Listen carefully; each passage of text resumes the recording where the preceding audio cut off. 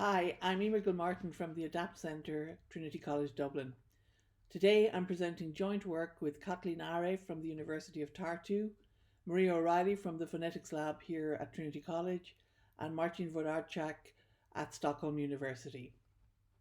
The paper is Between and Within Speaker Transitions in Multiparty Conversation and describes our work on how speech, silence, and overlap are arranged in multiparty conversations in Estonian, Swedish, and English. We base our analyses on timing or chronemic information from recorded conversations. In this slide, we can see around 2.5 minutes of a three-party conversation drawn from our data. Each grey row represents one speaker's activity for 20 seconds, with green representing speech and a number of other phenomena such as laughter represented in yellow, speech laughs in pink, and coughs in blue.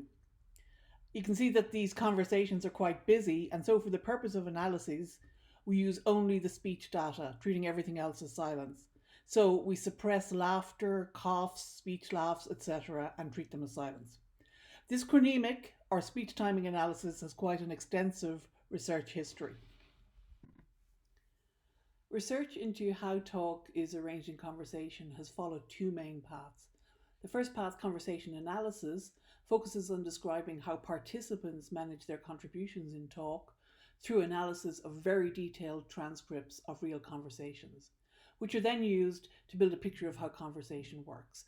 A very well-known example would be the turn-taking algorithm from Sachs, Shegloff, and Jefferson from the 70s.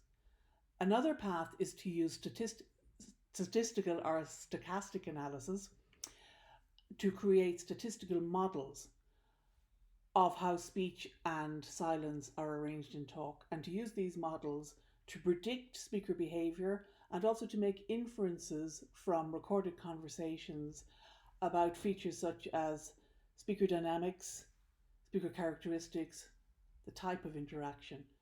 Early work in this area was by Jaffe and Felsing, for example, on psychological data, and later large corpora of meetings were used by Laskowski and Schreiberg, for example, to infer information about how a meeting was progressing from simple speech and silence data. We take a middle path in the current work. We're performing corpus studies on how speech and silence is arranged in conversation, but our aim is to better understand what happens around changes in the conversational floor state, by which we mean the arrangement of speech and silence at any point in the conversation. Our goal is to better understand phenomena such as turn change and retention through statistical analysis of how the floor state transitions or changes, and ultimately to catalogue the ways in which these transitions occur. Right, let's outline some terminology. We base our analyses on interpausal units or IPUs, which are stretches of speech from one speaker bounded by silence on either side by that same speaker.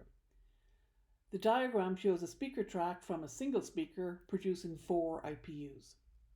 We also introduce floor state labels, which record what is happening at the conversation level. In this case, for one speaker, there are 2 possible labels: A for the speaker speaking alone, and GX to denote global silence. At this point, we should note that these intervals and thus the floor state labels can be of any length. Now let's expand to a dyadic conversation. We have 2 speakers, A and B, speech with interpausal units from each of them. We can see the floor state labels become more complex. So for 2 speakers, A and B, each of whom can be speaking or silence, there are 4 possible floor state labels. Global silence again, A speaking alone, B speaking alone, and finally A and B speaking in overlap. Moving on to the 3-party case, as shown in the diagram here, we can see that for 3 speakers A, B and C, there are 2 to the power of 3 or 8 possible floor state labels. In other words, there are 3 speakers and 2 possible states, so 2 to the power of 3, 8. These labels are, again, global silence, single party in the clear, A, B or C, 2-party overlap between AB, AC and BC, and finally 3-party overlap when all speakers are speaking in overlap. We could generalize this to say that for any n-party conversation, there are 2 to the power of n possible floor state labels if we're only talking about speech and silence. So, in this diagram, we're showing a fictitious 10-second stretch of conversation, which would result in 13 floor state labels. A, AC, overlap between A and C. C, speaking alone in the clear. BC, overlap between B and C, leading into 3-party overlap between A, B, and C. Back to 2-party overlap between A and B. Then single-party speech by B. 2-party overlap between B and C. Single-party speech by C. Global silence where nobody speaks. Single-party speech by B. Global silence again where nobody speaks. And finally, single-party speech by A. So we could describe this 10-second stretch using the string of these labels, concatenation of these labels. We could also use a more simple method where we disregard who is speaking in each interval and simply give the number of speakers. So this 13-part stretch of conversation could be described as 1, 2, 1, 2, 3, 2, 1, 2, 1, 0, 1, 0, 1. We're interested in transitions between these flow states and the dynamics of how a conversation develops by transitioning from speech to silence and overlap and back again. We're particularly interested in what happens between intervals where one speaker speaks alone or in the clear, and then something happens, either silence, overlap, or a combination of these, and then we return to a state where one speaker is speaking alone, either the first speaker or another speaker. Situations analogous to turn change or retention. So we base our analyses of these transitions on Hellner, Edlund, and Hirschberg's work on pause gap and overlap in dyadic speech. To look at this, we define 1SP, which we define as an interval of single-party speech in the clear. These intervals can end in silence, in overlap by another speaker, or theoretically in the onset of speech by another speaker in a smooth switch. Now, these smooth switches happen very, very rarely in practice, so we're not going to include them here. The silence or overlap can then end in a transition back to a single speaker, either the original speaker or the other speaker, resulting in 4 possible transitions as defined by Hellner, Edlund, and Hirschberg, as within speaker silence, speaker A speaks, there's a silence, A continues. Between speakers' silence, one speaker speaks, in this case B, there's a silence, and the other speaker continues. Within speaker overlap, where speaker A is speaking, is overlapped by B for an interval of 2-party overlap, AB, and A continues. And between speaker overlap, where A is speaking, is overlapped by B, but in this case B continues, so there's a change in floor ownership. In our impoverished numerical scheme, these 4 cases would reduce to 2. 1-party speech, silence, 1-party speech, 1, 0, 1, and 1-party speech, overlap, 1-party speech in dyadic conversation, 1, 2, 1. We should note that in these 4 transitions, for dyadic speech, a transition or a retention of a turn can be accomplished with one intervening interval, either of silence or overlap. Moving to 3-party talk, transitions can become more complex as single-party speech can change to 2-party and then 3-party overlap, but then back to 2-party and back to single-party, etc. We can also see that the duration of the 1-party speech intervals matters in how we define transitions. So in the diagram, you could argue that there are 2 transitions, the first one being A, AB, ABC, AB, and B, and the second being from B to BC and on to C. However, when you look at the diagram as a whole, we would probably intuitively say that this is a transition between A holding the floor to C holding the floor. To see how these durations matter, we can define a 1SP1 as 1-party speech in the clear for greater than or equal to 1 second, and 1SP any as 1-party speech in the clear for any duration. So we would also define the intervening intervals as the number of floor state labels between two 1SP labels. So in this case, the entire diagram, AB, ABC, AB, B, B, C, C, we'll define as a 1SP1 to a 1SP1 transition. In the numerical form 1, 2, 3, 2, 1, 2, 1, where the intervening one-party speech is less than 1 second long. The other one, from A to B, we could define as a 1SP1 to 1SP1, 1SP any transition. So in this case, we go from A, AB, ABC, AB, B, where the second piece of one-party speech, B, is less than 1 second long.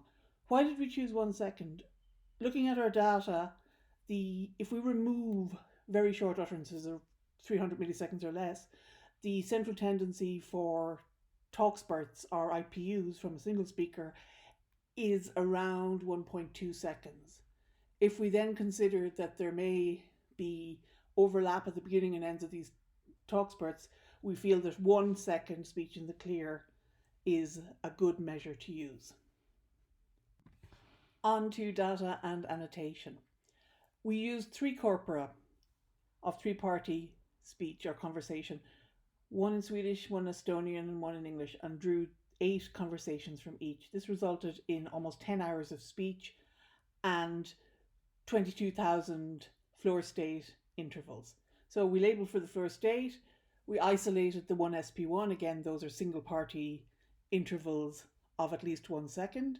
We searched forward through the data to find the next single party interval of at least 1 second, and then we extracted the sequence of labels to form 1SP1 to 1SP1 label. So for example, a label where A spoke and then there was a series of AB, ABC, AB, A, GX, and back to A, with the A's on either end being at least 1 second long, would have 5 intervening intervals between the 2 single party labels and could be expressed in our numerical form as 1, 2, 3, 2, 1, 0, 1.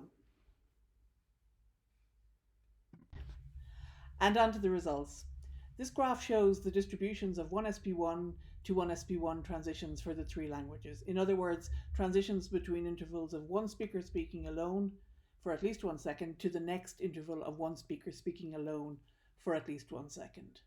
We can see that the vast majority of the intervening intervals are in stretches of odd numbers of intervals, with the number of cases dropping with the increasing number of intervals. Overall, 95.4% of the 1SP1 to 1SP1 transitions occur in fewer than 16 intervening intervals. The vast bulk of the transitions involved odd numbers of intervals. The even number cases accounted for less than 1% of the data. This is because of what we alluded to before, that it is highly unlikely for 2 speakers or more than 2 speakers to start or stop speaking at exactly the same instant. The even intervals and the 16 plus interval bucket class were excluded from the data, leaving 7,125 transitions, where the most frequent case was 1 intervening interval, which accounted for around 35% of all cases, but only 35%, which means that transitions, the majority of transitions involve more than 1 interval. Now this figure shows the distribution for 1SP1 to 1SP1 transitions divided into between speaker transitions, where the single party speakers are different at either end, and within speaker transitions where the same speaker is at either end of the transition. We can see that in the between speaker case there's a more linear drop off with an increasing number of intervening intervals, while in the within speaker case there's a much more dramatic drop off from 1 interval down.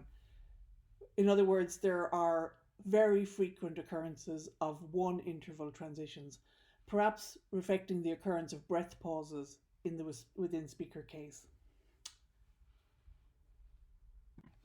So let's compare these one speaker one to one speaker one with the one speaker one to one speaker any case, where the second one speaker interval can be of any length. Here we return to something very similar to the dyadic case. We can see that the vast bulk of transitions involve only one intervening interval, accounting for nearly 98% of the transitions. 3 and 5 intervals account for 1.37 and 0.16% overall, respectively. So, does this matter? Well, if we put up the confusion matrix between the 1sp1 to 1sp1 and the 1sp1 to 1sp any transitions which share their left-hand 1sp1 intervals, we see that the transition type label, either between or within, changes for almost 30% of transitions overall, depending on how we're defining that right-hand interval. The number of intervals involved changes for 60% of transitions overall. So in conclusion, we've seen that our explorations into within and between speaker transitions in multi-party talk have shown us that we need to account for the left and right hand context and use minimum length thresholds, because the length of that threshold and whether they're imposed greatly affects how these transitions are classified. We have a lot of future work to do. We'd like to introduce duration as a feature, also introduce who's speaking as a feature. We're currently looking at the interplay with breadth on the Swedish and Estonian data. We plan to catalogue the most common transition types and then perform phonetic and acoustic analysis on examples of these types to get a better overview of how between speaker and within speaker transitions occur in human conversation. And we would also like to use this knowledge to better understand topic transition and to contribute to the creation of more realistic artificial dialogue systems. So finally, I'd like to thank you very much for listening in these rather odd circumstances and leave you with our contact emails, and hope to see you at the next Speech Prosody in person. Thank you very much.